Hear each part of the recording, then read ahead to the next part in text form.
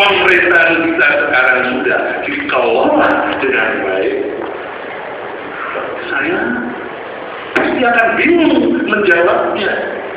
Mungkin saya akan menjawab dengan dua cara. Pertama, saya akan menjawab dengan cara Ustaz.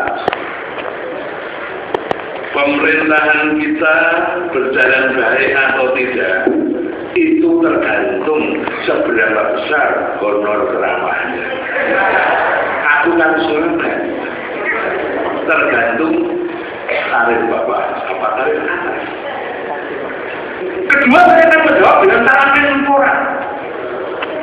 Pemerintahan yang baik atau tidak itu tergantung pada menterinya. Apakah menteri itu hafal Indonesia Raya atau tidak?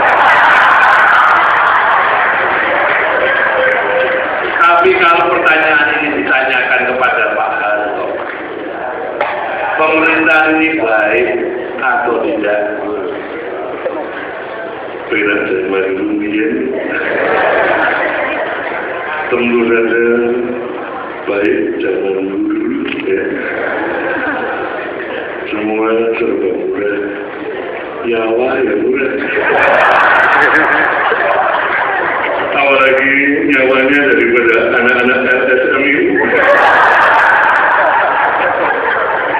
tinggal dibuang di laut ya. Dan kalau pertanyaan itu kita sampaikan kepada Gus Dur, Gus, pemerintahan yang sekarang ini gimana? Sudah baik apa enggak, Gus?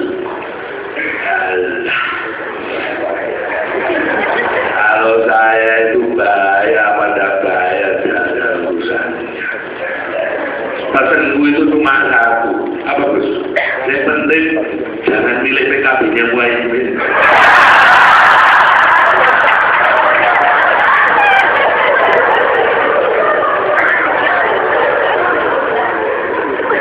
Tentu saja setiap orang punya sudut pandang sendiri dalam menilai keberhasilan sebuah pemerintahan.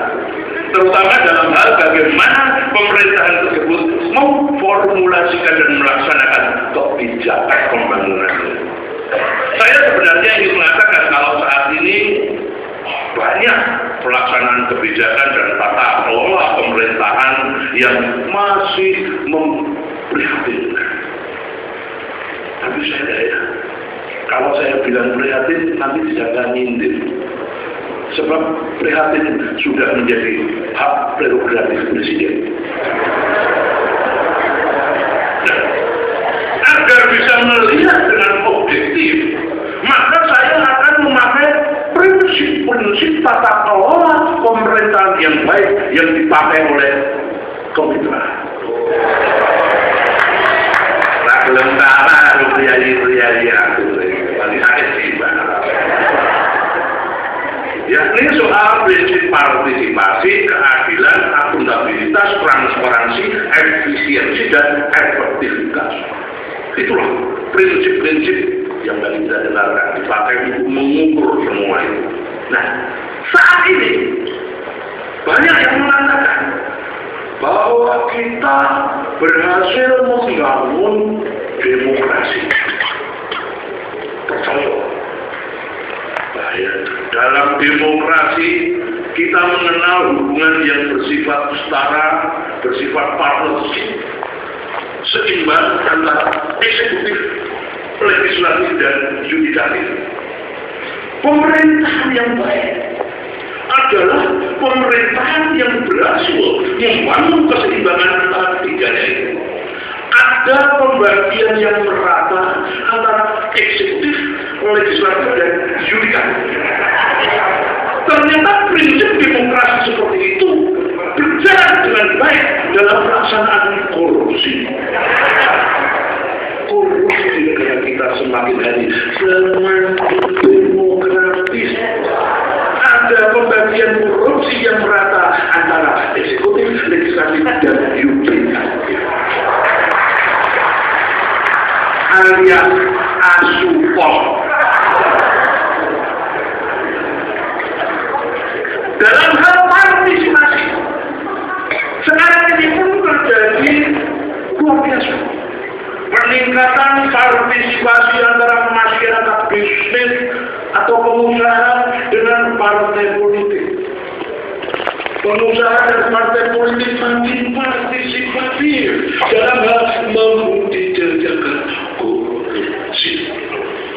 Sampai-sampai ada gium etos kerja dulu sudah berubah. Kalau dulu kita semangatnya sepi ing pamrih rame ing gali, sekarang berganti menjadi sapi ing pamrih rame ing garwo.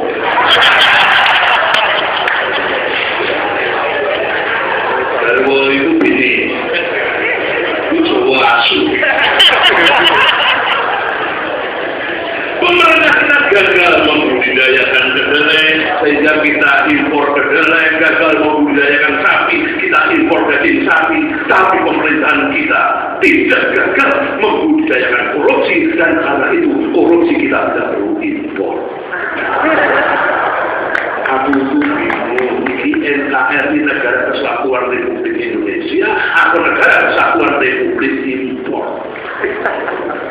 Saya kira kita memang harus terus mengedukasi masyarakat agar masyarakat aktif berpartisipasi dalam untuk mengawasi jalannya pemerintahan kita. Rakyat sudah diberi kesempatan untuk memilih langsung para pemimpinnya.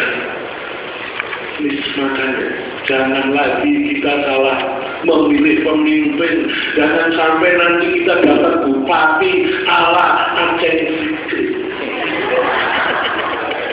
Kita harus mencermati pula ini salah satu pisaunya tadi, keadilan.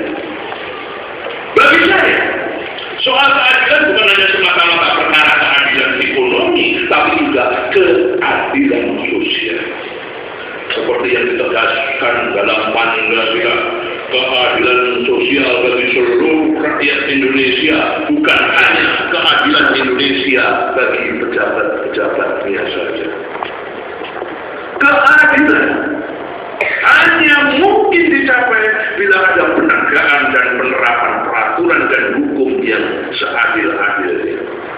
Ada yang mengatakan semua orang sama di hadapan hukum, tapi faktanya semua orang sama di hadapan hukum kecuali bagi yang mampu membayarnya. Nah, apa yang dilakukan oleh kemitraan dengan program IGI ini bagi saya sangat menarik.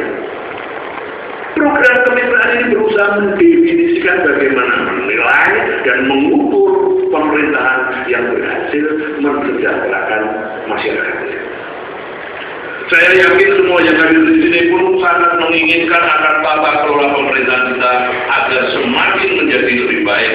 Karena itu semakin meningkat partisipasi masyarakat dan para pemangku kepentingan dalam proses pembuatan kebijakan, maka semuanya akan menjadi semakin baik.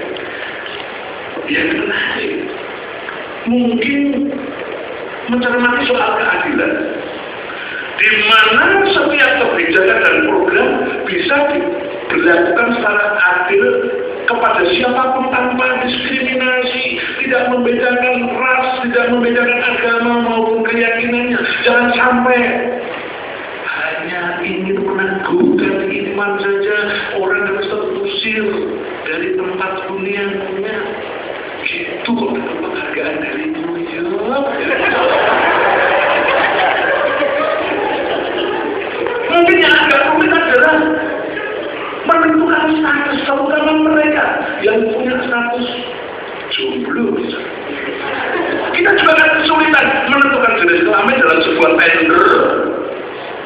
Bila itu tender ternyata misalnya wanita, susah. Jadi saya kemudian ingat pendapat seorang pakar pemerintahan yang mengatakan bahwa salah satu indikasi pemerintahan yang baik adalah kemampuan menanggapi persoalan dan masalah dengan cepat dan efektif.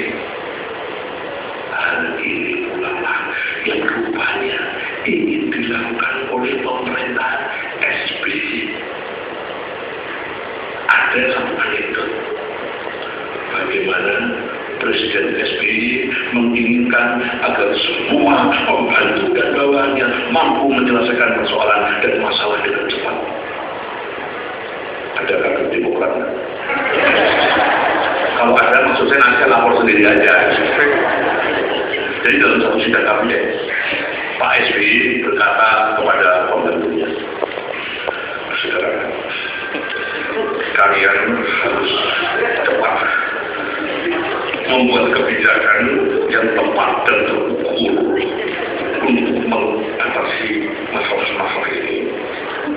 Kalian tidak boleh lambat dalam mengatasi setiap masalah.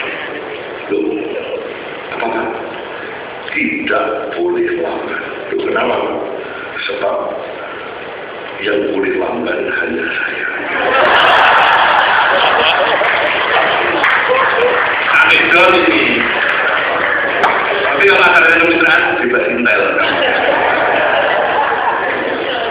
Dalam menghadapi setiap masalah kita selalu membutuhkan semacam referensi atau rujukan agar keputusan-keputusan yang kita ambil tepat sasaran. Nah, ide ini juga bisa digunakan untuk referensi ketika kita suatu kali nanti ingin melihat keberhasilan tata kelola pemerintahan di sebuah daerah. Hasil ide juga bisa digunakan oleh bermacam pemangku kepentingan dari pemerintah maupun non-pemerintah. Pemerintah dapat menggunakan ide sebagai cermin kinerja dan referensi untuk proses-proses perencanaan pembangunan. Masyarakat sipil dapat menggunakan sebagai referensi ketika ingin melihat dalam proses-proses pemerintahan itu. Dan akademisi dapat menggunakan sebagai referensi untuk mengedarkan ilmu di kelas.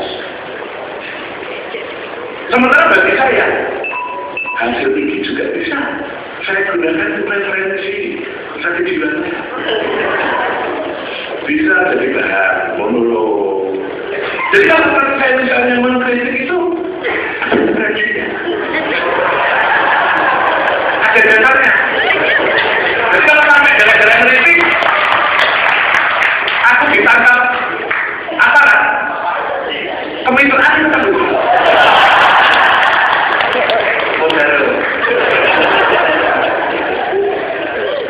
Tapi saya yakin nanti zaman sudah semakin terbuka.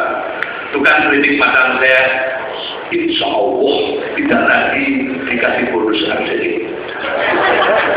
Pemerintah sudah semakin dewasa, para pejabat publik sudah semakin menyadari bahwa mereka memang harus bekerja sesuai aturan agar tidak menjadi pasien KPK. Saya yakin apa yang dilakukan kemitraan dengan Indonesia Governance Index ini bisa semakin meningkatkan kesadaran kita. Siapapun yang menginginkan pemerintahan yang bersih, ingat, kita menginginkan pemerintahan yang bersih, bukan pemerintahan yang hanya sibuk bersih-bersih kesalahannya. Terima kasih, Bang Tian.